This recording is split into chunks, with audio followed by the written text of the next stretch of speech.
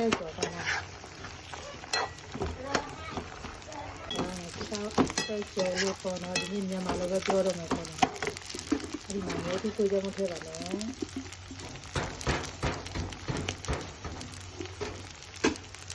ီရောမှမဟုတ်ပါဘူးဒီရောစက်တယ်ကြော်ထားတဲ့ဟာလေးဖြစ်ဒီရောတမရနေပါမယ်အဲ့ဒါကိုချက်ပြီးတော့ဆောက်ဆက်တယ်ရမ်းလို့ပြောချင်တယ်ဒီကားကမင်္ဂလာပါဒီဟာရတဲ့ငါချပ်အဆက်ကြော်မှာပေါ့နော်။ညာကလည်းငါခါအဆက်ကြော်ဖြစ်တာတော့တူတော့ပြီးတော့